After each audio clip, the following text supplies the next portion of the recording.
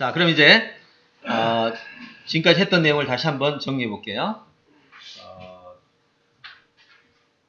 하나 들으면 열을 아는 가장 중요한 핵심, 그것이 x값이라고 그러는데 그게 예측력이라고 했어요. 그걸 알아내는 힘이다. 이렇게 정리를 했고, 그 알아내는 힘을 개발하는 과정에서 우리는 지금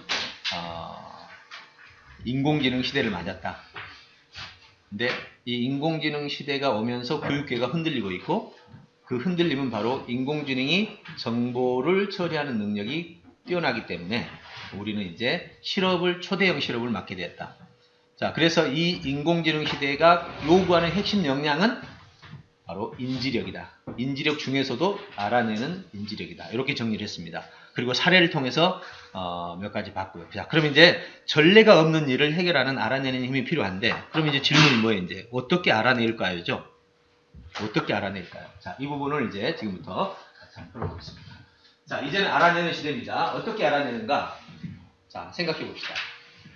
어떻게 아는가 하면요. 자, 아는 것은 학습이라고 합니다. 교수 학습은요, 얼마나 자료가 많습니까?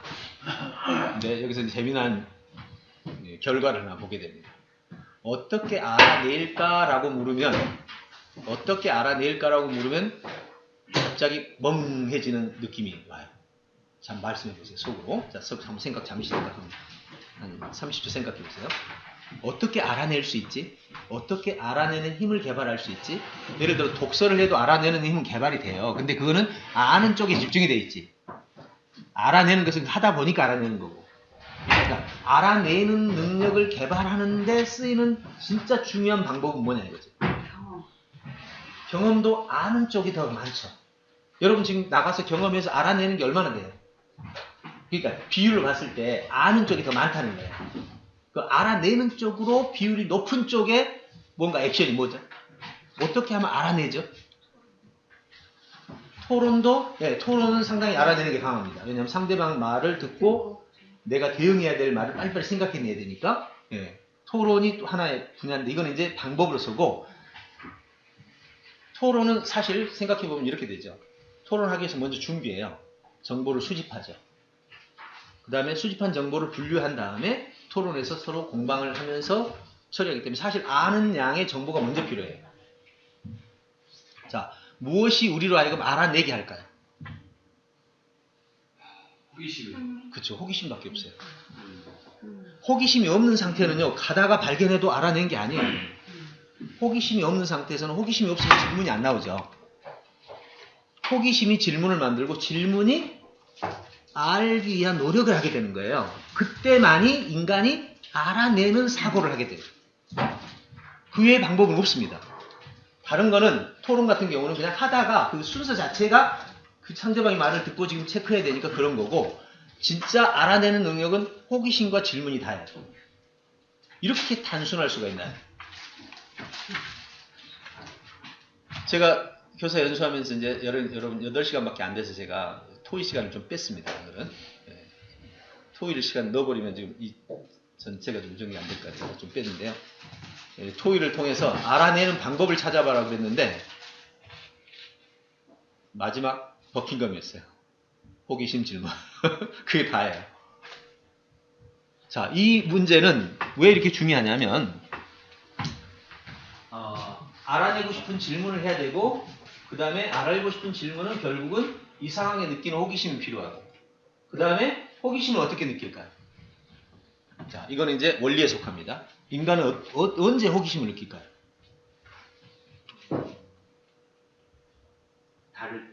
다를 때, 그렇죠. 뭔가 다를 때. 다를 때. 뭐가 다르냐? 첫째, 이제 조건은 이렇습니다. 내가 위험할 때하고 이익을 취할 때. 이게 조건이에요. 근데 위험하고 이익을 취하는데 내가 이해가 안 되는 게 있어. 그때 호기심이 생겨요.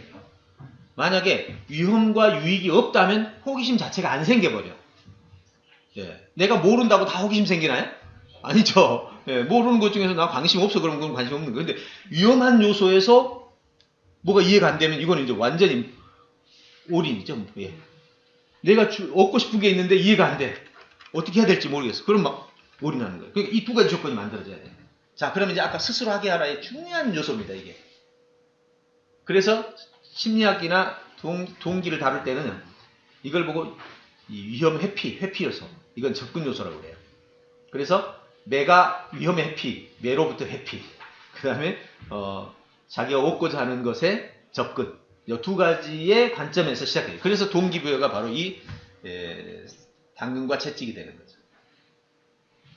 자, 그럼 이제 호기심은 이렇게 이해되지 않는 차이가 필요한데, 이때 차이 중에 굉장히 중요한 이 법칙이 있어요. 80대 20의 법칙 있죠. 자, 책 한 권을 읽을 때 책 속은요, 아는 지식이 80%, 모르는 지식이 20%. 이래야 적정 수준의 이해가 되는 거예요. 이걸 뭐 기지식, 이걸 미지식이라고 그래요. 그럼 기지식이 낮아질수록, 기지식이 50으로 낮아졌다. 이제는 외국어급이야. 네. 기지식이 20, 30% 낮아지면 이제는 무슨 말인지 못 알아듣는 거죠. 기지식이 90% 올라가면 쉬운 책이 되는 거죠. 강의는 90대 10이에요. 강의는. 여러분 책 읽기하고 강의가 어느 게 쉬워요? 강의가 쉽죠. 설명해주면 강의가. 그게 90대 10이고 책은 80대 20이란 말이에요. 그러니까 여기 차이를 만약에 학생들에게 95대 5로 했다. 그러면 이제 얘들은 자게 되죠. 이게 이제 60대 40이 됐다. 그러면 얘들은 또 자게 됩니다. 결국 이 비율을 유지하는 게 교사의 기술이에요. 근데 이 문제가 심각한 게 있어요. 이놈은 60대 40인데 이놈은 40대 이렇게 돼버리는 거예요. 이 문제를 해결 못하는 거예요, 지금 현재. 그러니까 이건 영원히 해결이 안 되는 거죠. 이 교육 지금 시스템에서는. 할 수 있는 방법은 이거예요. 수업 시간에 토의를 통해서 서로 아는 놈이 가르쳐주고 모르는 놈이 배우고 또 잘하는 놈이 또 이런 식으로 해서 서로 하는 방식하고 과제형. 과제를 줄 때 자기 수준에 맞춰주는 거죠. 예를 들어서 이걸 뭐 통달학습이라고 그러는데 고등학교 1학년짜리가 수학이 초등학교 6학년이다. 그러면 수학은 초등학교 6학년을 가지고 공부하는 거예요. 영어는 중학교 2학년이면 중학교 2학년 걸 가지고 공부해요. 이렇게 하면 누구나 다 성장이 일어나요. 이걸 뭐 통달학습이라고 합니다. 근데 지금은 가능하죠. 왜? 인터넷 인강이 있으니까. 동기만 주어지면 돼요. 동기만 주어지면 나머지는 다 가능합니다. 그러면 수업이 어떻게 돼야 되겠어요? 현재 수업에서 배우는 과정을 이해되는 데서부터 시작해서 올라와야 돼요. 그러려면 개별학습이거든요. 그럼 수업을 중단해야 돼요. 그리고 수준별로 묶어주고 수준별로 과제를 다 주고 그 다음에 수준별로 서로 발표하고 그리고 수준별로 과제를 선생님이 체크해주고 이제는 한 반이 몇 개로 나눠져야 돼요. 발표를 해도 문제가 돼. 여기 하급반에서 하급팀에서 발표를 하면 고급팀에서는 재미없지. 예, 고급팀에서 발표한 하급팀 못 알아듣지. 이게 수업 자체가 완전히 달라지는 거예요. 그래야 맞춤형이 됩니다. 근데 한 아이는 아예 팀에 들어갈 수 없을 만큼 낮아. 그럼 얘는 개별로 해야 돼. 그리고 수업을 없애야 됩니다. 그리고 문제가 발생했어요. 수업하다가 문제 발생했어. 저희는 이제 그거를 올리언스쿨에서는 이럽니다. 수업하다가 애들이 태도가 별로 안 좋다 그러면 수업 2의 수업이라고 합니다. 수업을 올 중지시키고 지금 너희들 학생들 간에 따돌림을 시키는 모습이 지금 발견됐다. 이건 수업보다 더 중요한 거야. 그렇기 때문에 올 스톱 시키고 지금부터 따돌림의 문제를 해결할 때까지 수업 중지한다. 그리고 그때부터 모두 이제 이 문제를 해결하기 위해서 토론이 들어갑니다. 문제 해결할 때까지. 그럼 지들이 지쳐서라도 해결해요. 근데 이거는 진도가 없기 때문에 가능한 거죠. 진도가 있는 곳에는 어려워. 그러니까 교장 선생님이 지금 보니까 이렇게 바꾸고 있다면 충분히 가능할 수 있다고 생각해요. 진도 따지지 말고 지금 해야 되는데 아이가 수업 관심이 없어요. 학생들이 지금 수업에 대한 관심이 없어. 그러면 수업 중단하고 우리 지금 이 상태로 수업 못한다. 우리 동기를 갖출 때까지 우리 한번 논의해보자. 그래서 동기를 갖출 때까지 토의하고 어떤 방법을 사용할까를 막 해서 하루 이틀 3일도 좋아요. 계속 가요. 그럼 지들이 지쳐서라도 야 우리 동기 좀 갚아야 나올 때까지 해야 돼요. 그러고 나면 그때부터는 일사천리입니다. 하고 싶은 놈 말리는 게 제일 힘든 거예요. 하고 싶은 놈 말리면요 이불 속에 들어가서 해요. 못 말려. 그렇게 만들어 놓으면요, 여러분들이 하기 싫은 애 데리고 3년 하는 것보다 하고 싶은 놈 6개월 하는 게 더 낫다니까요. 저는 꿈이 학교부터 지금 다 그렇게 해왔거든요. 그 힘을 알아요. 네, 그래서 제가 사실 비투기 올 때 학교 정책을 몰랐기 때문에 그랬는데 오늘 좀 정책을 알고 나니까 희망이 생기는 것 같아요. 진짜 제가 이 이야기를 지금 해드린 것은 진짜 학교 정책으로만 삼으면요, 학교 변화가 정말 놀랍게 발전해요. 저는 대안학교 중심으로만 해왔기 때문에 변화 하나는 끝내줬거든요. 네, 그런 것들이 바로 핵심입니다. 자, 그 다음에 어떻게 개발할까 해서, 자, 알아내는 최고 능력자는 3개예요. 노벨상, 기업, 그 다음에 최고가 전쟁의 책사입니다. 여러분 생각하시기에도 최고 예측은 전쟁의 책사죠. 실패하면 나라 하나가 날아가니까. 여러분 그 전쟁 책사에서 실패하면 책사 참수당해요. 그 정도로 무서운 직업입니다, 그게. 예. 그러니 얼마나 예측을 잘하겠습니까? 그런 정도의 알아내는 최고 능력자가 돼야 되는 거죠. 그래서 근데 이런 알아내는 최고 능력자를 가르치는 교육 과정이 바로 박사학위입니다. 현재까지는 박사학위입니다. 자, 그럼 이제 박사학위는 도대체 어떻게 알아내는지 잠깐 볼게요. 박사학위는 어떻게 알아낼까요? 첫째, 박사학위 논문 쓰게 되면 제일 먼저 문제를 규명하자. 지금 우리 대학부에서 지금 이 작업을 하고 있습니다. 잠깐 보여드릴게요. 이게 지금 알고리즘 사고인데요. 대학부, 네. 여기 보면 알고리즘, 됐죠? 심리실험 알고리즘입니다. 어젯밤에 했습니다. 어젯밤에. 예. 16일 금요일. 어제 그젠가? 예.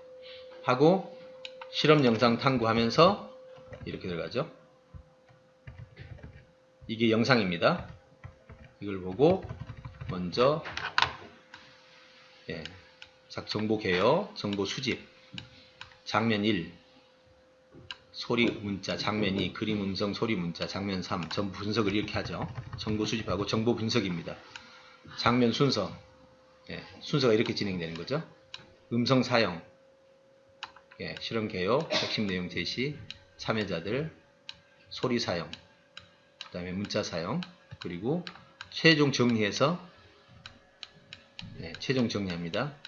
자, 영상 패턴 찾기, 영상 내용 분석, 어떻게 실험 개요가 이루어지고 첫 번째 실험, 두 번째 결과 분석, 음성 사용에 대한 내용, 소리 사용, 그리고 핵심 알고리즘. 요걸 찾느라고 지금 다 분석한 거예요. 유도형 심리 실험,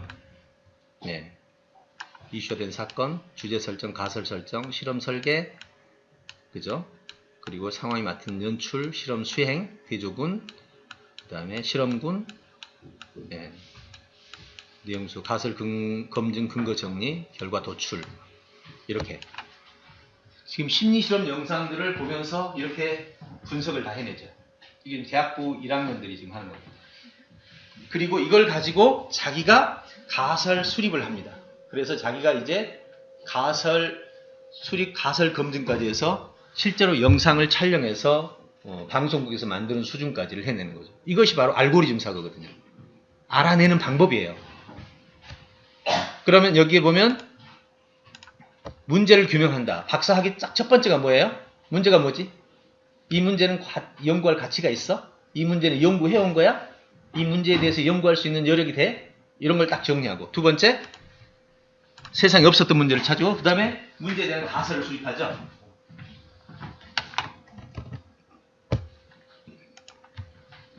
아무도 모르는 해법을 찾는 거. 이게 바로 노벨상이죠. 전쟁에서의 해법이고 기업체의 해법입니다. 그 다음에 가설을 논리적으로 검증합니다. 이제 검증 프로그램을 해법 알고리즘을 찾아냅니다. 이게 바로 알아내는 힘이에요. 박사학위죠. 자, 박사학위 봤죠?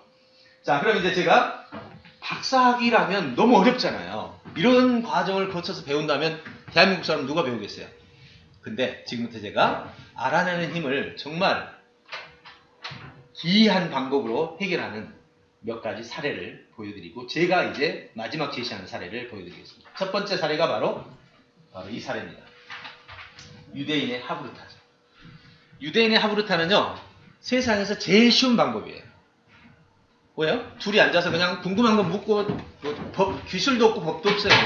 둘이 앉아서 묻고 답하고 이것만 반복하는 거예요. 언제부터요? 어릴 때부터. 뱃속에 있을 때부터 엄마 아빠가. 정말 문화입니다 이거.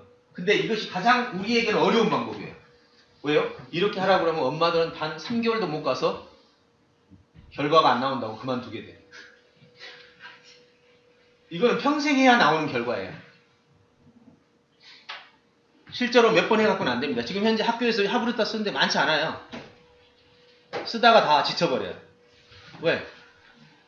해봐도 별 차이가 안 느껴지거든. 그리고 우리 구조에서 하브르타하고 유대인의 구조에서 하브르타는 달라요. 유대인은 가정부터 다 학쓰거든요. 유대인 대단합니다. 아버지가 12명 된 자녀들을 자기 전에 한 명씩 다 하브르타 하고 자요. 그런 아버지 할 수 있는 사람, 한국 사람. 술 못 마셔. 매일에 매일. 못합니다, 우리나라 사람. 그러니까 결국은 하브르타는 유대인의 전유물이에요. 마치 브라질이 축구 찰 때 그냥 문화적으로 차잖아요. 유럽은 축구를 민족적으로 차지 않지. 기술적으로 선수 된 사람만 딱 기술 훈련을 받죠. 이게 같은 거예요. 유대인은 문화적으로 아예 내공이 쌓이는 거죠. 기술은 따로 없습니다. 자꾸 질문하다 보니까 질문 듣고 하다 보니까 생각하는 그냥 훈련이 된 거죠. 근데 박사학위는 달라요. 딱 2년에서 5년 사이 딱 박사훈련 받잖아요. 그 시간에 문제개로 훈련을 배워버리지. 여러분 어느 쪽 선택하겠어요? 평생 할래요? 박사학위 할래요? 예, 우리는 평생 못한다니까. 문화 자체가 안 돼 있어. 그래서 저는 안 되는 건 빨리 버려야 돼. 안 되는 건 빨리 버려야 돼. 그래서 박사학위를 해야 되는데 박사학위는 도저히 불가능해. 이거 우리 문화 전체적으로 기술적으로 이게 불가능하죠. 한번 유대인의 이 하브르타 효과 한번 보실래요?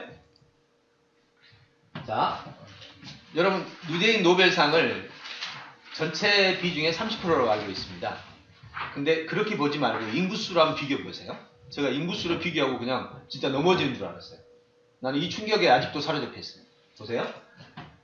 유대인 200개, 서양 그냥 나라 퉁쳐서 나라 하도 많은데 퉁쳐서 600개, 중국 10개, 20개 이렇게 하고 그 다음에 인구수는 30억, 15억, 1.5억입니다. 여기는 1,500만이에요.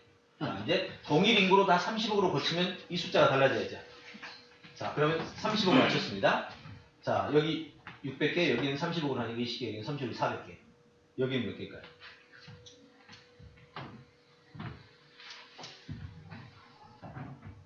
대충.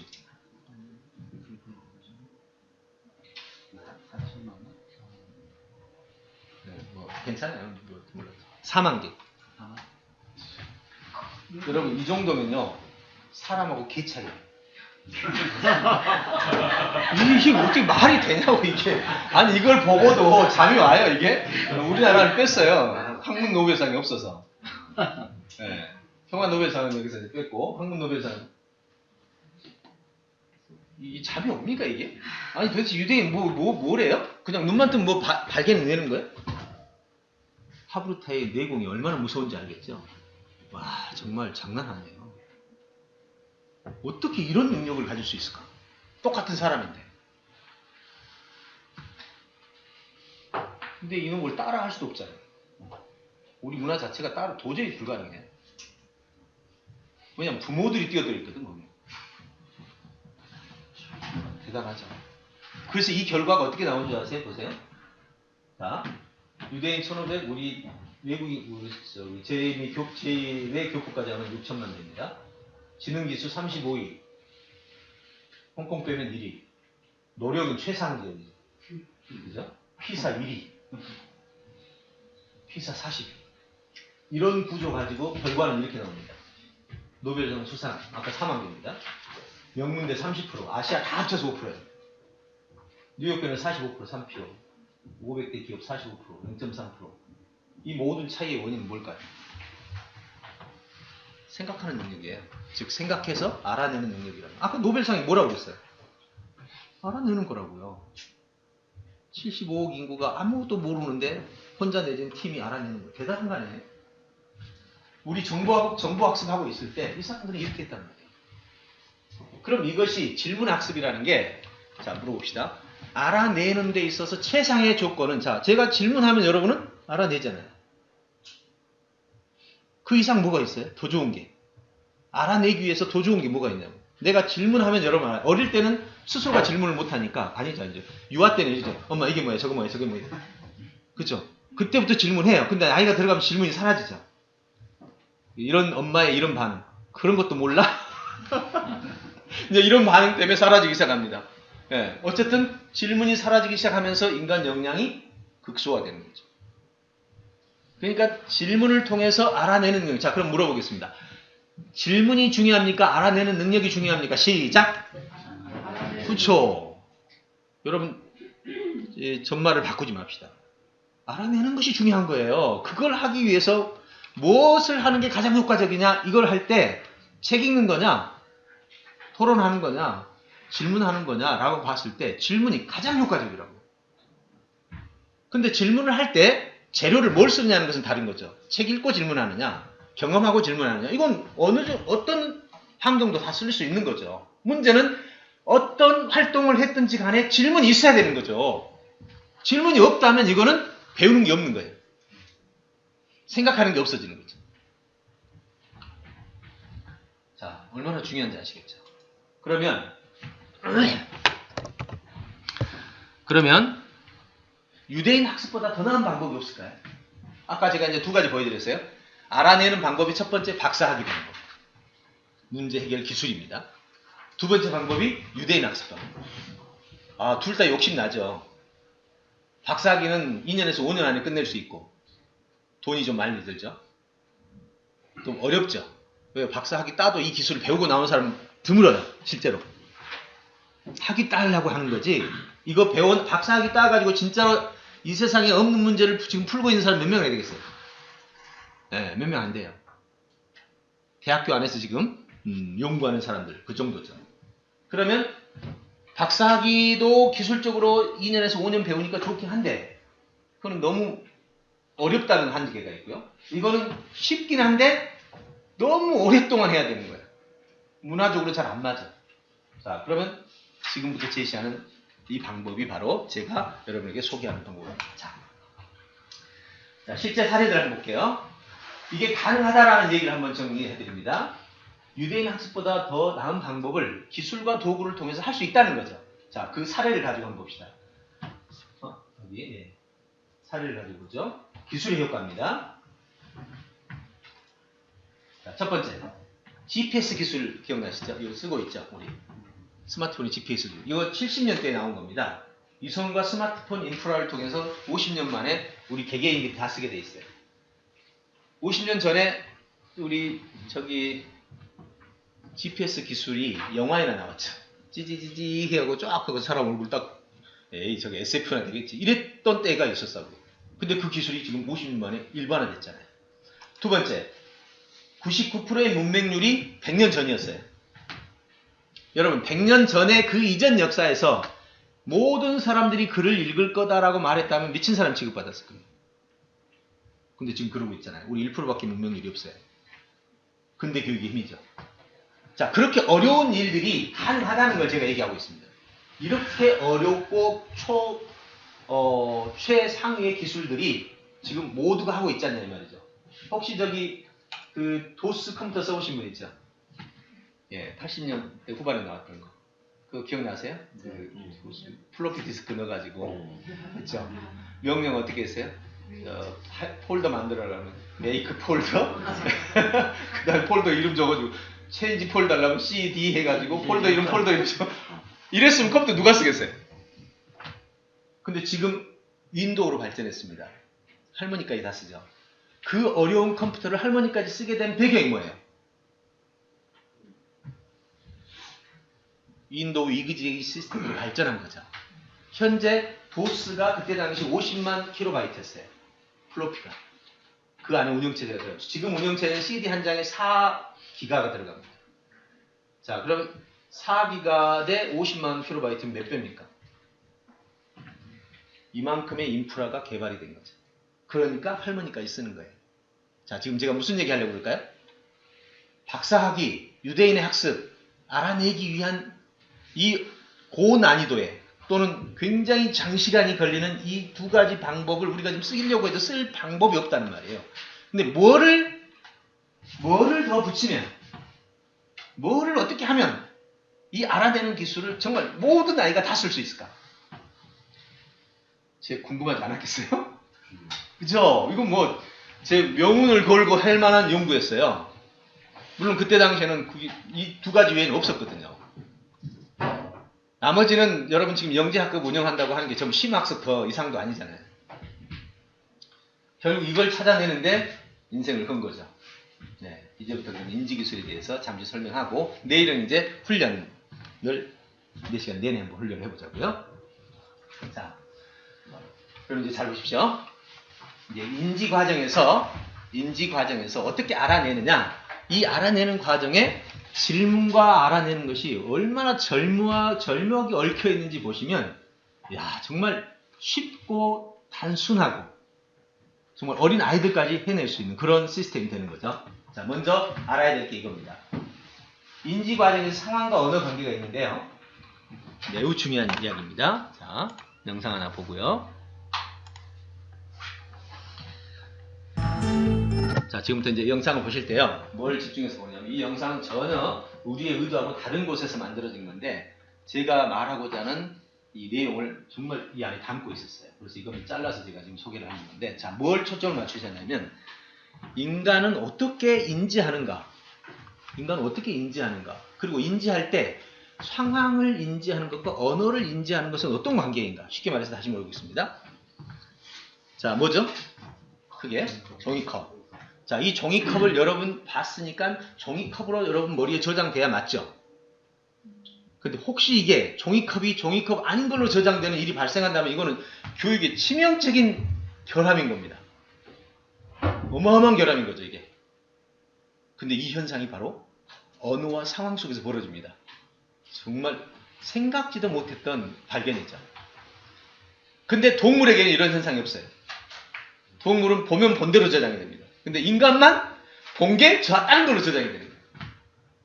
또 경험한 게, 그러니까 어떤 내용을 들었을 때 다른 걸로 저장이 되는 거예요. 분명히 봤는데 저장은 다른 걸로 돼요. 이거야말로 교육에 정말 밑바닥을 흔드는 일입니다. 밑바닥을. 자, 어떤 일이 벌어지냐면 보세요. 다시 8명의 학생들에게 돌아왔습니다. 이번에는 4명씩 나누어 앉았는데요. 자, 준비하고. 두 팀은 동시에 모니터를 통해서 그림을 보고 있습니다. 학생들에게 동시에 이 그림을 외우도록 했습니다. 자, 지금부터 이제 이 그림을, 이게 상황입니다. 이렇게 상황이죠. 이거 눈으로 본 거죠. 그리고 이 눈으로 본 거에다가 이름을 이렇게 붙여줬어요. 사각형 안에 다이아몬드라고 이름 붙여줬고, 여기는 창 커튼이라고 붙여준 거죠. 자, 그 다음 이쪽은 전등갓, 이쪽은 병이라고 붙여졌습니다. 여러분도 이 테스트를 해봐야 되는데 하려면 또 시간이 걸리니까 이 사람들 한 걸로 만족합시다. 자, 같은 그림이지만 이거를 C라고 해주고 초생딸이라고, 두 팀에게는 각각 아령이라고 그러고 안경이라고 그러고, 다른 제목이 7이라고 하고 4라고 했습니다. 주어졌죠. 태양, 방향타, 탁자, 모래시계, 강낭콩 카누, 모종삽, 소나무, 빗자루 총. 아이고, 방금 학생들에게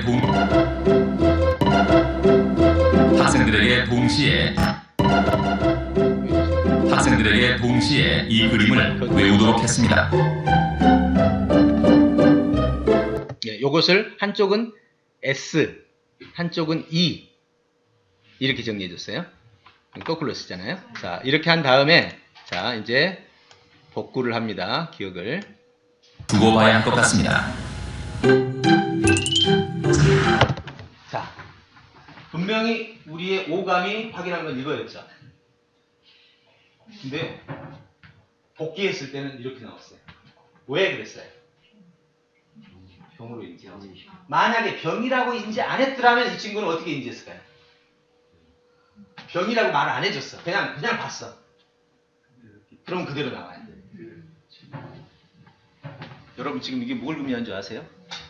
교육에 있어서 어마어마한 문제가 숨어 있는 거예요. 여러분 16년간 언어로 공부해요? 상황으로 공부해요? 시작! 네. 우리는 지금 언어로 상황을 봅니다. 로마 시대 언어로 보죠? 그죠? 우주에 대해서 언어로 보죠. 그림도 물론 있겠지만 예. 상대방의 생각도 언어로 보고 편지도 언어로 보고 예, 기사도 언어로 봅니다. 백만 벌기대유도 언어로 봅니다. 내가 직접 왕관 이상 갔다 해도요. 학생들 가면 거기서 딱 보면 뭐 보고 왔니? 예, 촛불이요, 광화문이요, 사람들이요. 그리고 또 뭐 봤니? 그리고 얘들은 이렇게 못 봐요. 이 걸기대의 영향력은 뭐지?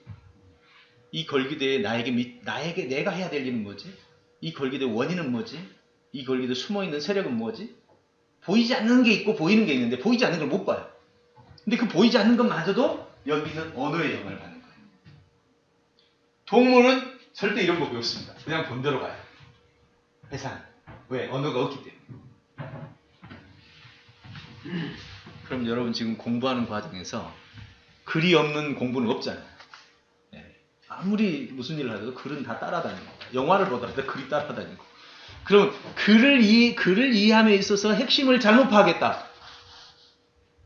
그 핵심이 뭐예요? 상황은 지금 걸기대회가 탄핵을 위해서 했는데 만약 글을 읽는 사람이 잘못 읽었다면 이미 그 핵심을 벗어나서 나만의 관점을 형성하게 되는 거죠. 굉장히 중요하죠. 자, 그 다음 학생들의 기억을 거쳐 나온 그림은 달라져 있었습니다. 이거는 거의 비슷하고요. 소나무는 진짜 소나무로 바뀌어 있고 모종삽은 또 모종삽으로 바뀌어 있습니다. 언어가 미치는 힘. 모종삽은 완전히 다른 모양이겠군요. 네, 강낭콩하고 카누도 카누로 바뀌어 있죠, 좀. 총과 빗자루도 묘하게 구별되지요. 숫자는 7과 4로 나뉘어졌고 알파벳 S와 숫자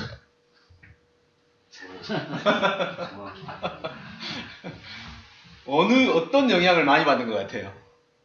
상황하고 언어하고. 네, 바로 그 점. 그럼 여기서 중요한 거 하나 물을게요. 아주 중요한 점이에요. 지금 여러분 굉장히 본질적인, 저 20년간 이걸 연구했으니 얼마나 본질적인 부분을 많이 찾아 들어갔겠습니까? 자, 우리는 16년 동안 상황과 언어인지 둘 중에 언어인지로 공부를 합니다. 근데 물어봅시다. 인간의 능력은 상황인지력입니까? 언어인지력입니까? 시작! 무엇이 인간의 진짜 능력이에요? 시작! 상황. 그렇죠. 그건 뭐 당연한 거죠. 상황인지 하려고 지금 언어인지로 배우는 거 아니에요. 그러면 상식적으로 생각할 때 달리기 잘하려면 달려야지 달리기 책 읽는다고 달려지는 거 아니란 말이에요. 피아노 치려면 피아노 책을 읽어서 되는 게, 제가 3년 동안 여기서 피아노 강의하면 피아노 쳐질까요? 아니죠. 피아노를 치면 되는 거지. 그러면 상식적으로 생각할 때 상황인지력을 개발하려면 교육 16년 동안 뭐 해야 되는 거예요? 언어인지 해야 돼요? 상황인지 해야 돼요? 네, 그게 논리적으로 맞죠. 근데 왜 우리는 지금 언어인지로 16년 내내 할까요? 여기에 우리가 잘못한 게 있을까요? 아니면 우리가 모르는 게 있을까요? 바로 잘못이 아니고 사실은 언어인지가 맞습니다. 이유가 뭐냐면 상황인지는 굉장히 큰 약점이 있어요. 당장 상황인지 하러 밖으로 딱 나갔다 칩시다. 로마 시대를 볼 수가 없어요. 즉 현재, 이전, 과거는 어디서 볼 수가 없는 거예요. 미래도 볼 수가 없어요. 저 추상의 세계도 볼 수 없어요. 우주의 세계도 안 보이는 세계는 못 봐요. 세포의 세계도 못 봐요. 다 글로 돼 있잖아요. 그죠? 모든 논문이 다 글로 돼 있잖아요. 다큐를 만들어도 글을 읽고 만들죠. 아닌가요? 영화를 만들어도 시나리오를 보고 영화를 만들죠. 글 없는 제2차 생산이 없어요. 이제 아시겠죠? 이게 바로 언어인지 힘이죠. 두 번째, 상황인지는 일단 교육 프로그램을 쓰기엔 비용 비싸.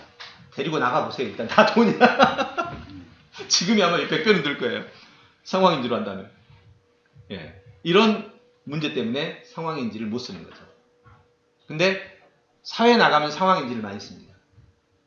사회 나가면 기업체들은 이제 언어인지보다는 상황인지를 많이 쓰죠. 그래서 여기에서는 일단은 언어인지로 전후관계, 즉 과거, 미래, 과거, 현재, 미래를 다 보고 보이지 않는 추상세계까지 보고 여기서 다 다룬 다음에 이제 이걸 가지고 상황인지로 가는 거죠. 근데 제일 좋은 방법은 언어인지하고 상황인지가 결합되는 겁니다. 학교 내에서. 예. 아무래도 공과 계열이 그 비율이 높죠. 실험이라는 얘기 있으니까. 예. 이런 식으로 이제 진행이 되는 거죠.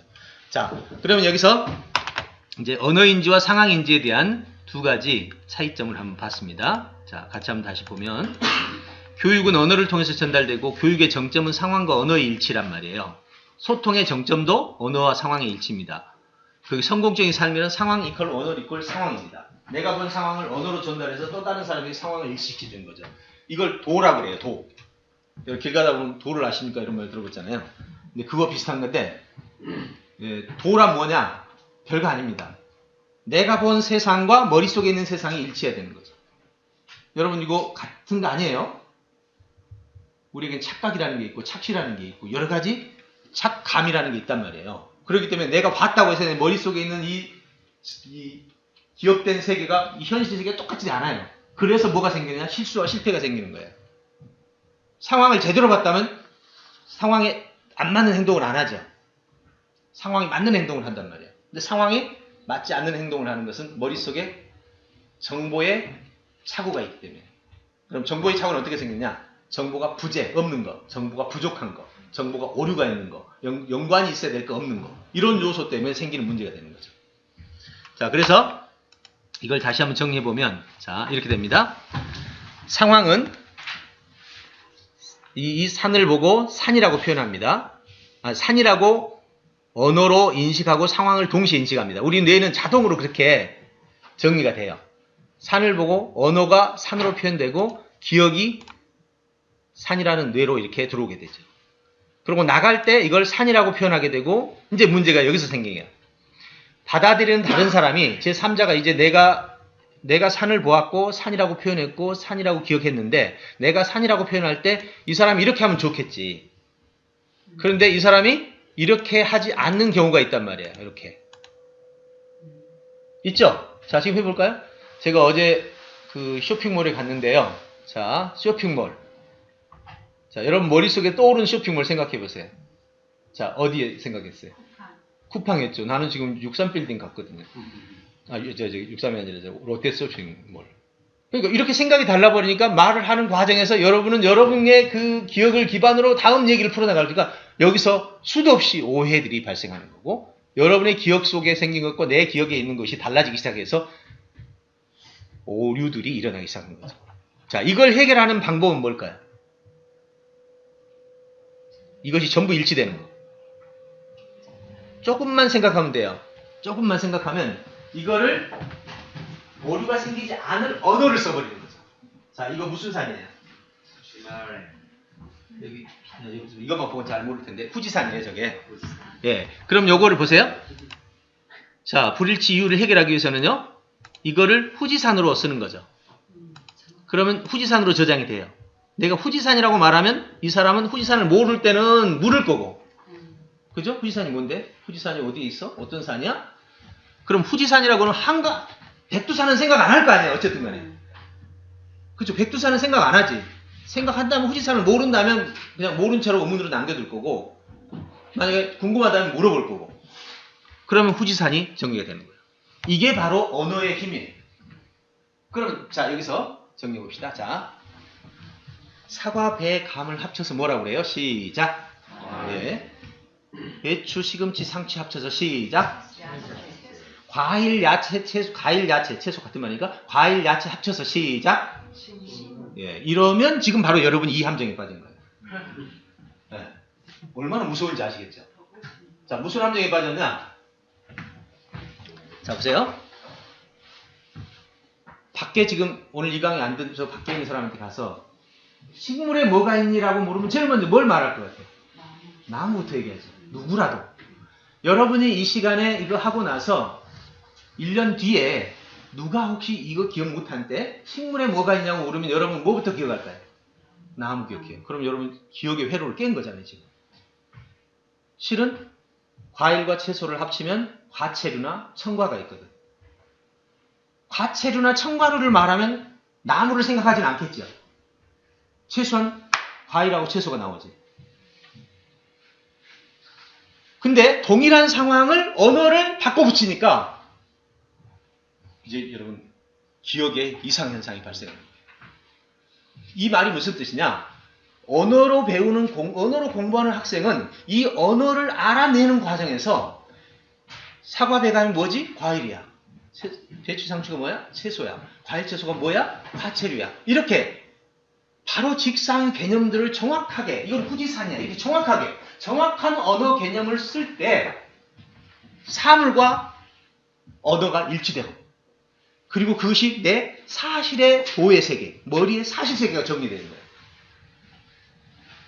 지금 우리 학생들 언어력이 얼마나 떨어진지 아시죠? 예, 아마 다 아까 교장님 때 얘기했는데, 예, 너무 많이 떨어지고 있어요. 그러니 이 문제가 얼마나 심각하겠어요. 그리고 얘들은 얼마나 수업이 어렵겠냐. 이 문제를 해결해 주지 않으면 사실 공부는 끝난 겁니다. 여러분 학교 다닐 때 여러분은 공부 잘하는 상위 1등급에 속했기 때문에 이 심정을 더 잘 모를 수 있으라고 생각해요. 근데 정말로 힘든 겁니다. 이 세상에 제일 힘든 게 뭔지 아세요? 가난한 게 아니에요. 뭐가 하는 일마다 잘 안 되는 사람이에요. 세상에 제일 행복한 게 뭔지 아세요? 하는 일마다 잘 되는 사람이에요. 이렇게 행복한 게 어디 있냐고요. 가난은 그 결과일 뿐이야. 하는 일마다 안 돼서 가난이 온 거죠. 하는 일마다 안 돼서 남한테 관계가 깨지는 거고, 하는 일마다 안 되니까 사람들의 리더십을 발휘하지 못하는 거라고. 세상이 제일 어려워. 그러면 이 세상에 가장 멋진 교사는 누구예요? 하는 일마다 잘하게 만들어준 사람. 뭘 해도 잘하게 만들어준 선생님. 이거야말로 세상에 최고의 선생님. 스승이지, 스승. 진짜 스승이라고. 그럼 여러분 뭘 알아야 돼요? 그쵸. 정확하게 알아야 돼요. 근데 아이들에게 정확하게 알게 해줘야 된다 이 말이에요. 그래서 선생님이 전부 정확하게 기억하고 있어야 된다는 뜻이 아니라, 아까 철학은 학생이 와서 선생님보다 한 수 이내요 이런 말을 할 수 있도록 만들어놔야 된단 말이에요. 그럼 나는 그렇게 하도록 만드는 전문가가 돼야 돼요. 여러분 컨설턴트들이요. 컨설턴트가 기업체가 왔을 때, 학교가 왔을 때, 시청에서 컨설턴트 받으러 왔을 때 이 컨설턴트는 기업을 잘 아는 사람 아닙니다. 그 해당 기업에. 근데 이 사람은 컨설팅을 하는 과정에서 이 사람보다 더 잘 알아갑니다. 자, 변호사의 일이 뭔지 아세요? 잘 보세요. 변호사에게 고객이 옵니다. 고객이 사건 의뢰를 맡기러 왔을 때 이 사건에 대해서 지금 이 순간 더 많이 잘 아는 사람은 고객입니까? 변호사입니까? 고객이죠. 자, 그럼 이제 고객이 가지고 있는 사건에 대한 모든 자료를 이제 넘겨봤죠. 자, 넘겨받는 과정에서 사용하는 방법은 대화, 설문, 자료 뭐 등등 다 해서 넘겨받았습니다. 아무리 넘겨받았다고 한들 이 사람이 암묵지에 다를 넘겨받았을까요? 불가능하죠.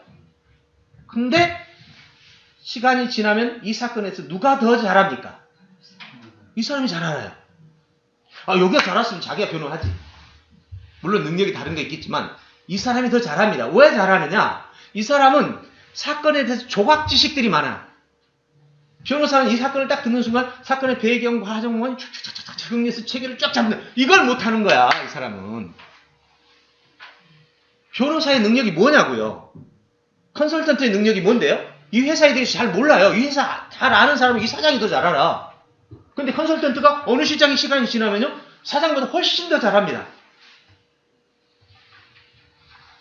변호사와 컨설턴트는 뭐 했어요? 알아냈단 말이에요. 심지어는 사실도 알아냈지만, 데이터 수집에서 사실도 알았지만 사실로부터 문제점도 사장이 인지한 문제점보다 더 정교하게, 더 합리적으로, 더 세분화시켜서 알아내잖아요. 무슨 능력이 필요하냐 이거죠. 저는 지금 얘기하는 이 학생들이 뭘 가르칠 거냐 이거죠. 그러면 선생님들이 이제부터 알아야 될 능력은 교과 지식이 아니라는 거예요. 무슨 능력을 가져야 돼요? 학생들이 알아내게 만드는, 그 능력을 가져야 됩니다. 그게 오늘 제가 여러분들에게 드리고 싶은 선물이에요. 그리고 제가 20년 내내 연구했던 주제가 바로 그거예요. 자, 그래서 이제 상황과 언어를 일치시키는데 교육의 핵심이 있습니다. 만약에 언어를 쓰지 않는 사람이라면요, 이런 문제는 안 생깁니다. 근데 언어를 쓰는 순간부터 이 문제가 생기는 거예요. 그 유명한 실험에 자폐아 실험이 있어요. 어릴 때 자폐아였는데 자폐아들 보면 굉장히 이상한 능력들이 많잖아요. 한 아이가 실제 있었던 일입니다. 말을 못해요. 근데 그림을 어마어마하게 잘 그려요. 그래가지고 막 세계적인 상품이 팔려가지고 얘는 아주 빅스타였어요. 그런데 학자들이 이 아이에게 언어를 좀 가르쳐 주려고 언어를 열심히 가르쳤더니 그림 그리는 능력이 사라져버려요. 네, 정말 신기하죠. 그러니까 언어와 이 상황에 대한 이 연관과 굉장히 인강한 거예요, 이게. 예. 그러면 자폐아는 반쪽 천재인 거죠. 베토벤은 어떠세요? 베토벤이나 모차르트는요, 언어도 잘하고 음악도 잘해요. 이게 진짜 천재예요. 아까 언어를 못하기 때문에 상황을 인지하는 예술을 잘하는 것과 언어도 잘하고 상황을 잘하는 진짜 예술가가 있다고. 베토벤은 이렇죠. 머릿속에서 악상이 통째로 떠올라요. 더더더더단 하고 막. 그런 피아노로 달려가가지고 치면서 악보를 막 만들어내죠. 여러분도 가끔 머릿속에서 악상이 떠오를 때가 있죠. 그걸 그려내는 게 잘 안 돼서 그냥 그걸 끝내는 사람이 많다고요. 음악을 많이 듣는 사람은요, 분명히 악상이 떠올라요. 근데 막상 이쪽으로 보표로 옮기는 과정이 이건 논리거든요. 그러니까 자폐아들은 상상적인 능력은 뛰어난데 논리적으로 뭔가를 표현을 못해. 근데 천재들, 진짜 논리적인 천재는 상상력과 논리력이 동시에 갖춰져 있어요. 소설의 컨셉이 머릿속에 딱 떠올라. 그럼 바로 넘어가서 소설의 구성 요소를 찾아내고 플롯을 잡고, 그죠? 그 다음에 갈등 내용을, 갈등 구조를 짜고, 이건 다 논리거든. 이걸 논리에 덧입혀서 위대한 소설을 만들어내죠. 우리가 인지하는 상황과 언어의 세계가 이렇게 긴밀하게 작동이 되는 겁니다. 자, 이제 마지막 하나만 얘기하고 마치겠습니다. 자, 이게 바로 상황과 언어를 일치시키는 방법이에요. 채소, 이건 뭐죠? 합치면? 예, 곡물, 곡류. 세 개 합치면. 식재료. 이렇게 가면 이제 여러분 기준을 바꿔버리네. 여기 조리가가 있을 때 그런가? 지금 이걸 과일이라고 표현하는 거는 기준이 속성이에요, 속성. 이 재료의 원래 속성이 과일이고 원래 속성을 다루는 거예요. 근데 식재료 그러면 이것은 기준을 이용료로 바꾼 거야. 그럼 이거는 다 식재료가 돼버리니까 의미가 없어져 버리는 거예요. 자, 이거는 속성으로서는 농산물이 되겠죠. 농산물이죠. 예. 이렇게 해야 맞는 거예요. 이렇게 단어를, 상황을 보고 이 상황에 정확한 단어를 쓸 줄 알아야 돼. 그래야 지속적인 발전이 일어나는 거예요. 안 그러면 언어 인지에서 문제가 발생합니다. 자, 재미난 통계 하나 물어볼게요. 석사, 박사 학위에 나오는 이 통계를 다 뒤져봤는데 이 재미난 통계가 나왔어요. 뭐냐면 석박사 학위에 보면은 학습지능과 업무지능이라는 게 있어요. 학교에서 공부를 잘하는 걸 학습지능, 그 다음에 사회에 나가서 일을 잘하는 걸 업무지능이라 해요. 자, 우리 학교하고 사회 상황을 봤을 때 학습지능 이퀄 업무지능, 학습지능 not equal 업무지능 어느 쪽일까요? 시작. 네. 이게 100%가 다 not equal이. 이건 우리 진짜 치명적인 거 아닌가요? 학습지능이 업무지능에서 이퀄이 돼야 이거 교육이 성공한 건데 이게 안 되고 있는 거예요. 미국도 이것 때문에 기업이 교육부에 고발했잖아요. 기업이 이겼어요.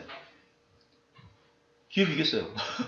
왜 학교에서 공부를 시키고 오는 학생들을 기업에 오면 또 공부를 시켜야 되냐 이거지. 기업에서. 보통 막 엄청난 돈 들여서 막 삼성은 1년에 해서 하고 다른 데는 기본적으로 막 몇 개월씩 하거든요. 교육 학교보다 돈이 더 들어요. 월급 줘가면서 하니까. 그래서 이거를 문제로 삼은 기업들이 협회에서 아예 이걸 고발을 해버린 거야. 교육이 도대체 뭐냐. 우리가 하는 일을 맞춰주면서 같이 가는 거 아니냐. 근데 이거는 기업체의 돈을 이렇게 쓰게 만드는 것은 이건 문제점이 아니냐 이렇게 고발을 하고 결국 졌어요. 그래가지고 교육부에서 시스템을 바꾼 것이 지금 현재 산학협력이라고. 그게 산학협력이 지금 나온 게. 우리나라도 지금 받아들였죠. 우리나라는 고발까지 가기 전에 빨리 미국에 따왔지만 학습진흥과 업무진흥에 관한 이야기 있어요. 그럼 학습진흥의 가장 중요한 게 뭐예요? 지금 들어보니까 이제 학습진흥의 가장 중요한 요소가 뭐예요? 지금 앞에서 계속 했잖아요. 언어인지. 예. 언어인지가 안 되면 학습진흥과 상황인지는 영원히 사다리 관계가 되는 거죠. 아주 중요한 지금 얘기들, 오늘 정말 굉장히 중요한 얘기들을 밑바닥에 숨겨진 이야기들을 좀 생각해서 다뤄봤습니다. 이걸 토대로 이제 내일은 뭐를 다루게 되냐면요. 내일은 내일이 요걸 다룰 겁니다. 상황 인지력을 어떻게 개발할 거냐, 언어 인지력을 어떻게 개발할 거냐. 이제 이 두 개를 다루는데 여기 이 모든 게 질문이에요. 질문 없으면 그냥 수업 그냥 딱 수업 때 아무것도 못해요. 예. 결국은 인지의 모든 것은 질문에서 시작해서 질문 답을 통해서 내가 원하는 목표점까지 예측을 해 나갑니다. 정말 멋있어요. 저도 해보면서 와 진짜 이렇게 단순한 방법으로 이 아이들의 인지를 개발할 수 있다면 지금 여러분이 학습 공부하는 교실에서 이 수업이 얼마나 재밌겠어요. 예. 그래서 이 재미를 한번 느껴보시기 바라고요. 예, 오늘은 여기까지 정리하겠습니다. 오늘 재밌었나요? 네. 내일 즐거운 시간 되겠습니다.